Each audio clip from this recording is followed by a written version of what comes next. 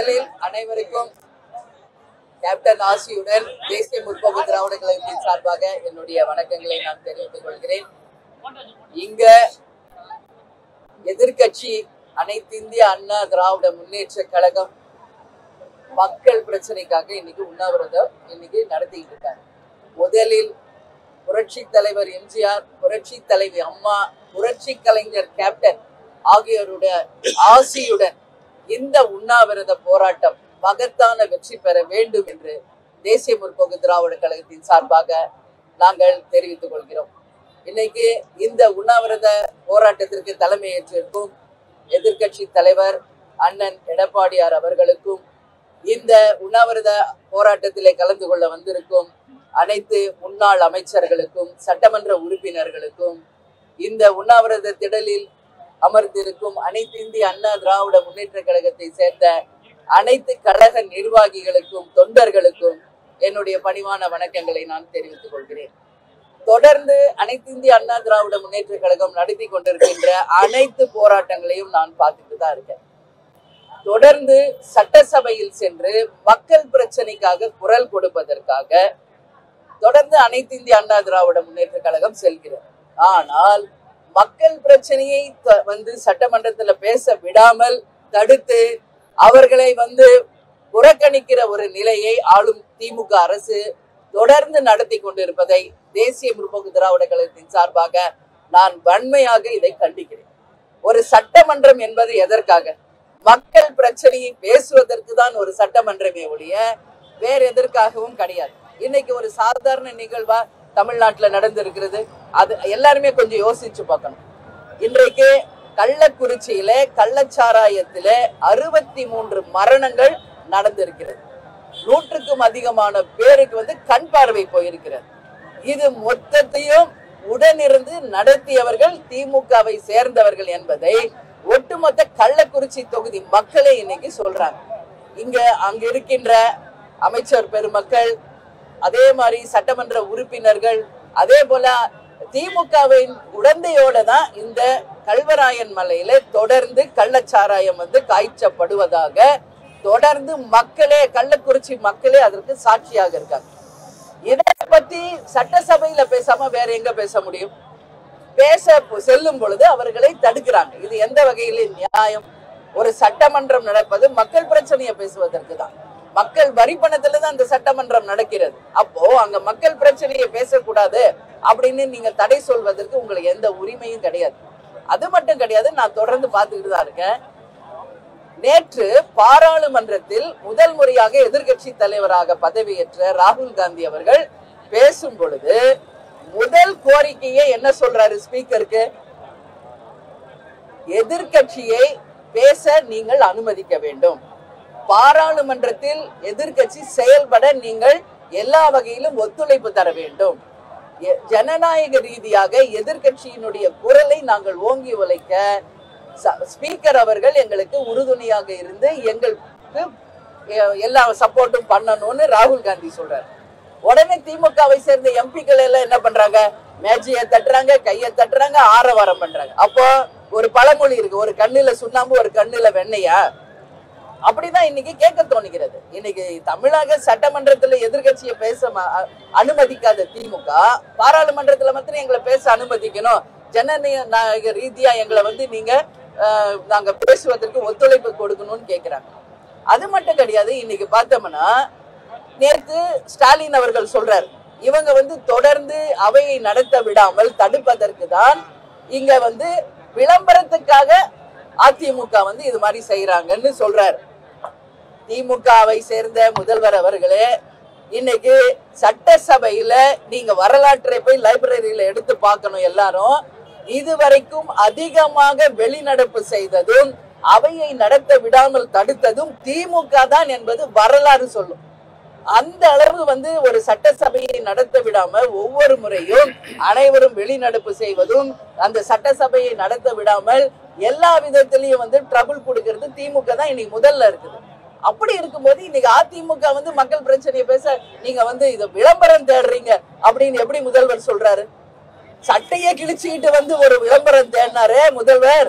அதுதான் உச்சபட்ச அதை விட இங்க எந்த விளம்பரமும் இங்க நடக்கல. இவங்க நான் பார்த்துக்கிட்டு தான் இந்த கண்ணியமாக மக்கள் பிரச்சனையை பேசதான் சட்டசபைக்கு போனாங்க. ஆனா தடுத்ததுனால எல்லாம் ரொம்ப அமைதியான முறையில தான் வெளிநடப்பு பண்ணி வெளியே வர்றாங்க. ஆனா உதயகுமார் அவர்களை மட்டும்தான் குண்டு கட்டா தூக்கிட்டு வந்தாங்க.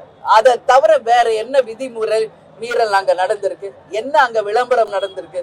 கிளியாத சட்டையை கிழிச்ச சட்டையா கொண்டு வந்து எல்லா பத்திரிகையும் வாங்க வாங்கன்னு காமிச்சாரு. அதுதான் உச்சபட்ச விளம்பரம். அதை விட இங்க எந்த விளம்பரம் தேவையில்லை. அதிமுக என்ன புதுசா விளம்பரம் தேவையா? கடந்த 50-60 ஆண்டு காலம் அவங்களும் ஆட்சியில் இருக்கக்கூடியவர்கள் தான். புரட்சி தலைவர் புரட்சி தலைவிக்கு அப்புறம் அண்ணன் எடப்பாடியார் தலைமையில தொடர்ந்து ஆட்சி நடக்கிறதா. இனிமேல புதுசா ஒரு இந்த கட்சிக்கு விளம்பரம் வேணும்ன்றதுல ஒண்ணுமே கிடையாது.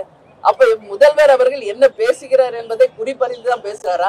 அதே மாதிரி சட்டசபையில இன்னைக்கு தடுக்கிறாங்க அப்படிங்கிறாரு. கொஞ்சம் பிளாஷ்பேக்கை யோசிச்சு பார்க்கணும். கடந்த முறை நம்ம அண்ணன் சபாநாயகர் அவர்கள் இருந்த பொழுது திமுகவை சேர்ந்தவர்கள் அவரை புறந்தள்ளி அந்த சபாநாயகர் இருக்கையிலேயே கூகா செல்வம் அமர்ந்தார்.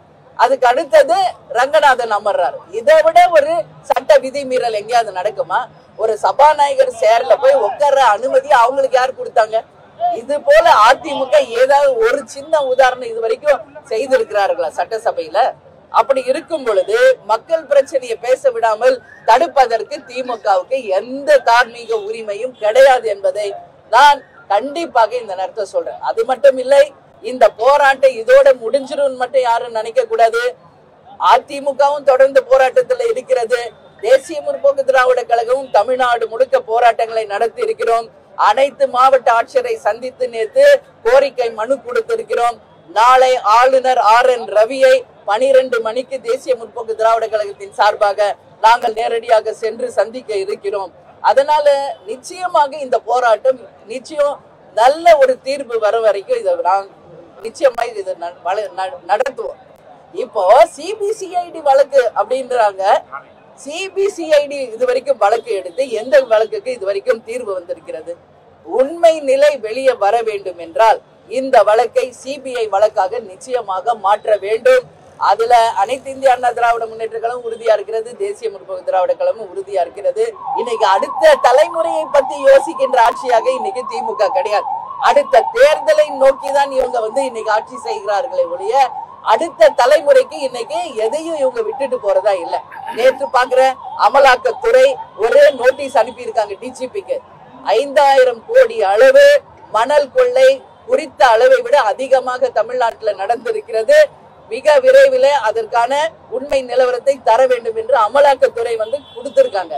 ஒரு பக்கம் மணல் கொள்ளை, ஒரு பக்கம் கனிம வள கொள்ளை, ஒரு பக்கம் டாஸ்மாக், ஒரு பக்கம் கஞ்சா, ஒரு பக்கம் பார்த்தோம்னா கள்ளச்சாராயம். எங்கேயுமே வேலை கிடையாது. இன்னைக்கு நான் உங்களுக்கு சொல்றேன், மார்னிங் இங்க கிளம்பி வர்றதுக்கு வர ஒரு 50 லேடிஸ் வீட்டு வாசல்ல நிக்கிறாங்க. எனக்கே ஒண்ணும் புரியல, எதுக்கு இங்க நிக்கிறீங்கன்னா எல்லாரும் சிதம்பரத்துல இருந்து வந்திருக்கோம், வேலையே கிடையாது அங்க.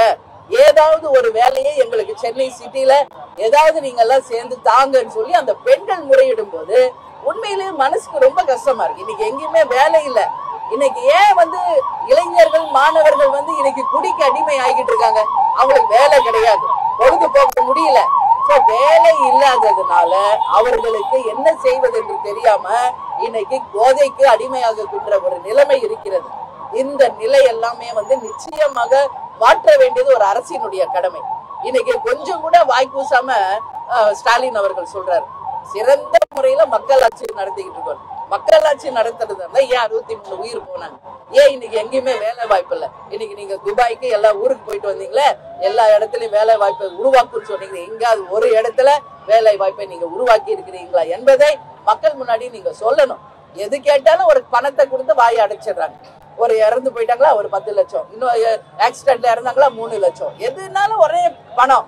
நம்ம மக்கள் இன்னைக்கு வறுமையில இருக்கிறதுனால அதை மீறி பேச முடியாத ஒரு நிலைமையில கொண்டு செல்வது இந்த திமுக அரசு தான். எனவே இது எல்லாமே வன்மையாக கண்டிக்கக்கூடிய விஷயம். அந்த 63 உயிர் பலிக்கு நிச்சயமாக திமுக அரசு முழு பொறுப்பு ஏற்க வேண்டும். சிபிஐ விசாரணையாக இதை மாற்றி உறுதியாக மக்களுக்கு நியாயத்தை வழங்கணுன்றதுல எந்த மாற்றம் இல்லை. அடுத்து 2026 நாங்க தான் 200க்கு 200 சொல்லிட்டு இருக்கீங்களே முதல்வர் அவர்களே, நிச்சயம் கிடையாது. மக்கள் எல்லாமே பார்த்துக்கிட்டு தான் இருக்காங்க. நிச்சயமாக 2026 மகத்தான ஒரு மாற்றம் அனைத்து இந்திய அண்ணா திராவிட முன்னேற்ற கழகத்தின் தலைமையில நிச்சயமாக மிகப்பெரிய அளவுல ஒரு கூட்டணியோட நாங்க ஆட்சி அமைப்போம் என்பதை இந்த நேரத்தில் நான் உறுதியா சொல்றேன். மாற்றம் ஒன்றுதான் இங்க மாறாதது.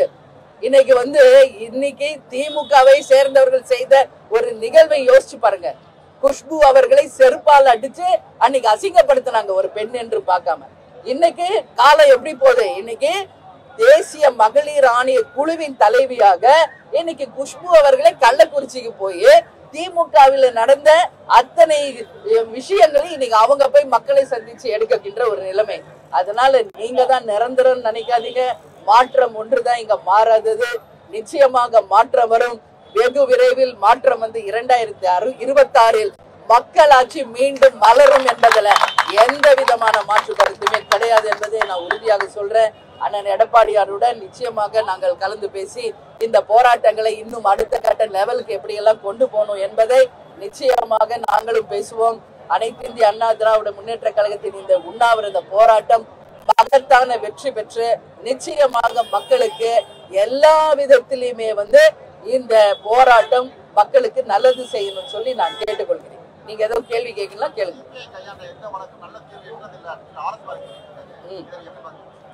அவருக்கு தெரிஞ்சதை அவர் சொல்றாரு.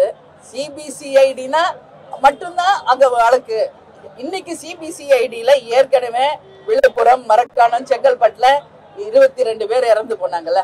அதுக்கு இதுவரைக்கும் என்ன ரிசல்ட் வந்தது? என்ன தீர்வு வந்தது? ஒண்ணும் கிடையாது.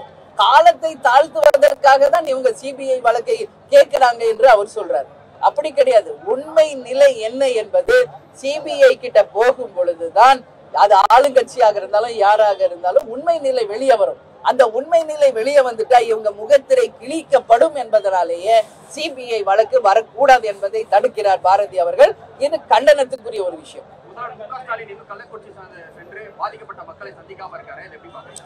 எதிர்கட்சி தலைவரா இருந்தப்ப எல்லாத்துக்கும் முன்னாடி அவர் தான் போய் நிப்பாரு. எதுக்கு எடுத்தாலும் முன்னாடி போய் நிப்பாரு. ஏன் இன்னைக்கு முதல்வரா இன்னைக்கு உங்களுக்கு பதவி கொடுத்திருக்காங்களே, ஆளுக்கு முன்னாடி முதல்வர் தானே அங்க போய் பார்த்திருக்கணும் மக்களை. ஏன் பார்க்கல? ஒட்டுமொத்த மக்கள் சார்பாக இந்த கேள்வியை கேட்கணும். முதலமைச்சர் அவர்களை ஏன் கள்ளக்குறிச்சிக்கு சென்று 63 உயிர் உங்க ஆட்சியில போயிருக்கிறது. ஏற்கனவே மரக்காணம், விழுப்புரத்துல 22 உயிர் போயிருக்கிறது. ஏறக்குறைய 85 உயிர்கள் போயிருக்கு. இதுக்கு என்ன நீங்க பொறுப்பை இருக்கிறீங்க? நீங்கள் நிச்சயமாக நீங்கள் சென்று மக்களை சந்திக்க வேண்டும். இதுல மாற்று கருத்துல உங்க மகனை அனுப்பி உடனே 10 லட்சம் ரூபாய் செக்க கொடுத்துட்டா போதுமா? 10 லட்சம் கொடுத்துட்டீங்க, நீங்க அந்த உயிர் திரும்ப வருமா? அதனால இதெல்லாம் கண்டனத்துக்குரியது. நிச்சயமாக முதல்வர் பொறுப்பேற்று அங்கு செல்ல வேண்டும்.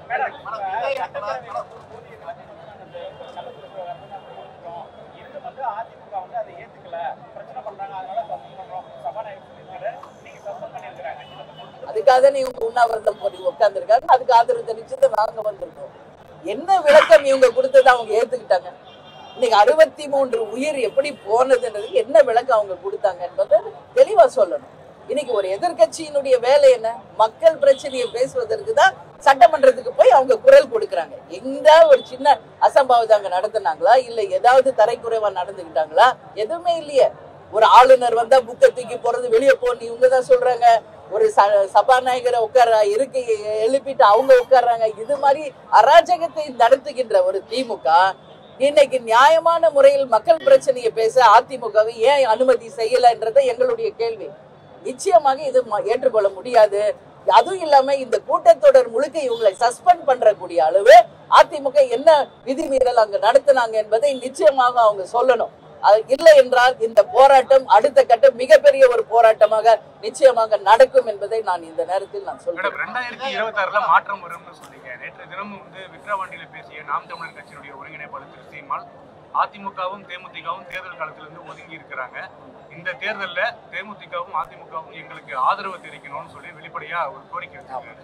தேமுதிகவுடைய நிலைப்பாடு அவர் வெளிப்படையாக ஆதரவு கேட்டிருக்காரு. அதற்கு அவருக்கு எங்களுடைய வாழ்த்துக்களை நாங்கள் தெரிவிச்சுக்கிறோம். ஆனா எங்க நிலைப்பாடில் நாங்கள் உறுதியாக இருக்கிறோம். இந்த இடைத்தேர்தலை பொறுத்த வரைக்கும் தேசிய முற்போக்கு திராவிட கழகம் புறக்கணிக்கிறது என்பதை தெளிவாக நாங்க சிந்திச்சுதான் அறிவிச்சிருக்கோம். இதுவரைக்கும் தமிழகத்தில் நடந்த அனைத்து தேர்தல்களையும் சந்தித்தவர்கள் தான் தேமுதிக. முதல் முறையாக தான் இதை புறக்கணிக்கிறோம். அதுக்கு ஒரே ரீசன், அண்ணன் சொல்ற மாதிரி நான் சொல்ற மாதிரி, ஈரோடுல ஆட்டு மந்தைகளை அடைத்தது போல இன்னைக்கு எல்லா மக்களையும் அடைச்சி வச்சு ஒரு அநாகரிகமான ஒரு அரசியலை அன்று கையில் எடுத்தாங்க. ஈரோடு இடைத்தேர்தல் அது ஒன்றே அதற்கு சாட்சி. அதனாலதான் இன்றும் அதுதான் நாங்க நடக்க போகுது. எனவே இதனால யாருக்கு எந்த வித பலனும் கிடையாது என்பதை சொல்வதற்காக தான், எங்களுடைய எதிர்ப்பை தெரிவிப்பதற்காக தான் நாங்கள் விக்கிரவாண்டி தேர்தலை புறக்கணிக்கிறோம் என்று சொல்கிறோம். அதுதான் எங்கள் தொண்டர்களுடைய நிலைப்பாடு. சில மாதங்களுக்கு முன்பு சாகுவரை உண்ணாவிரதம் மெத்தப்பட்டு படுக்கிற அளவுக்கு வந்து வசதி கொடுத்தாங்க. இப்போ ஒரு நாள் அறவழியில் உண்ணாவிரதம் இருக்கிறாங்க. இவங்களுக்கு வந்து 23 கட்டுப்பாடு காவல்துறை என்ன காரணம்? இதுதான் ஆளுங்கட்சியின் அராஜகம். வேற என்ன சொல்றது? இப்போ இங்க எதிர்கட்சி வந்து உண்ணாவிரதம் இருக்காங்க. இப்ப நான் இந்த பக்கம் தான் வரேன். ஏன் இந்த one way traffic one way cut பண்ண என்ன? இங்க இருக்கிறவங்க எல்லாருக்கும் ஒரு ஸ்டேஜ் போட்டு எல்லாரும் உட்காருவதற்கு பர்மிஷன் கொடுத்தா என்ன போயிடுச்சு? ஒரு டிராபிக் கட் பண்ணல, ஒன் வே கிடையாது, இவங்க பேச அனுமதி இல்ல. இப்பயே இந்த டேபிள் இங்க கொண்டு வந்து வைக்கிறதுக்கே 10 நிமிஷம் ஆகுது. என்ன அப்படி ஒரு அடக்குமுறை? என்ன அடக்குமுறை? அப்ப மக்கள் பிரச்சனை இங்க யாருமே பேசக்கூடாதா? உண்மையில் ஒரு எதிர்கட்சிக்கு இன்னும் மிகப்பெரிய ஒரு இடத்தை அவங்களே கொடுத்து சிறப்பாக முறையில் அவங்க மக்கள் கடமையை ஆற்ற அனுமதிச்சிருக்கணும். ஆனா இன்னைக்கு பெர்மிஷன் கொடுக்க மாட்டேங்கிறாங்க. 23 விதமான கண்டிஷன்ஸ் போட்டதா அண்ணன் இப்ப சொல்றாரு. எதற்காக? ஏதாவது வழக்கு பதிய வைக்கணும். நீங்க வழக்குகளை பதிய வைங்க. வழக்குகளை சந்தித்து பயப்படக்கூடிய கட்சியா அதிமுகவோ இல்ல தேமுதிகவோ? எதுவுமே கிடையாது. இன்னைக்கு எல்லாத்தையும் சந்திச்சு வந்தவங்க தான் எல்லாருமே. அதனால வெறும் அடக்குமுறையை கொண்டு இன்னைக்கு ஜனநாயக ரீதியாக குரல் வலையை நசிக்கலாம் அப்படின்னு நினைச்சீங்கன்னா நிச்சயமாக நான் அதுக்கான பதிலடி 2026 மக்கள் நிச்சயம் உங்களுக்கு திருப்பி அடிப்பாங்கன்றதை நான் உறுதியாக இந்த நேரத்தில் சொல்றேன். அதிகாரிகள் மட்டும்தான் இடைநீக்கம் செய்யப்பட்டிருக்காங்க. மற்றபடி கட்சியை சார்ந்த கவுன்சிலர்களோ எம்எல்ஏ எம்பிஓ யார் மேலே எந்த நடவடிக்கையும் எடுக்காம இருக்கு. இதை எப்படி பாக்குறீங்க? பலிக்கடை அவங்க தானே. எதுக்கு எடுத்தாலும் உடனே அதிகாரிகளை இங்க இருக்கிறவங்களை தூக்கி அங்க இருக்கிறவங்களை தூக்கி மாத்தி போட்டா வேலை முடிச்சு. இதுல முதல்ல இன்னைக்கு வந்து பாதிக்கப்படுபவர்கள் காவல்துறையை சேர்ந்தவர்கள், ஆட்சியாளர்கள், அரசு அதிகாரிகள் தான். ஆனா இதுக்கு ஒட்டுமொத்தமாக துணை நின்றது யார்? திமுகவை சேர்ந்த எம்எல்ஏக்களும் அங்கு இருக்கின்ற ஆளுங்கட்சியினர் தான். இன்னைக்கு என்ன அவங்களுக்கெல்லாம் இந்த அரசு வந்து என்ன தண்டனை கொடுத்துச்சு? எப்படி நம்ம எதிர்பார்க்க முடியும்? எதிர்பார்க்க முடியாது. இன்னைக்கு செந்தில் பாலாஜின்றவரை இன்னைக்கு ஜெயில இருக்கும் போது அவர் அமைச்சர் பதவியிலிருந்து நீக்காமையே பல நாட்கள் வந்து அவர் ஜெயில இருந்து அமைச்சர் பதவியை தொடர்றாரு. அப்ப இவங்க கிட்ட என்ன நியாயத்தை நம்ம எதிர்பார்க்க முடியும்? உண்மையிலேயே நியாயத்தை எதிர்பார்க்கின்ற கட்சியாக திமுக இல்லையே. அப்படி இருந்தா இன்னைக்கு ஒட்டுமொத்தமாக தார்மீக பொறுப்பேற்று இந்த 63 உயிருக்கும் நாங்க தான் உண்மையிலேயே காரணம் அப்படின்னு சொல்லி அவங்களே ராஜினாமா பண்ணணும். ஆட்சியவே அவங்க ராஜினாமா பண்ணணும். உண்மையில் மக்கள் மேல் அக்கறை இருந்தா. ஆனா இங்க எந்த நியாய தர்மத்தை யாரும் எதிர்பார்க்க முடியாது. அதுதான் திமுக. அது நாங்க சொல்றோம். அடுத்தடுத்து என்னன்றது அவங்களும் ஒரு வகையில் போராட்டம் பண்ணிட்டு இருக்காங்க. நாங்களும் ஒரு வகையில போராட்டம் பண்ணிக்கிட்டு இருக்கோம். அது என்ன என்பதை அண்ணனோடு நாங்க கலந்து பின்னாடி உங்களுக்கு அறிவிக்கிறோம் என்பதை இந்த நேரத்தில் தெரிவித்துக் கொள்கிறோம். சரிங்களா? நன்றி நன்றி.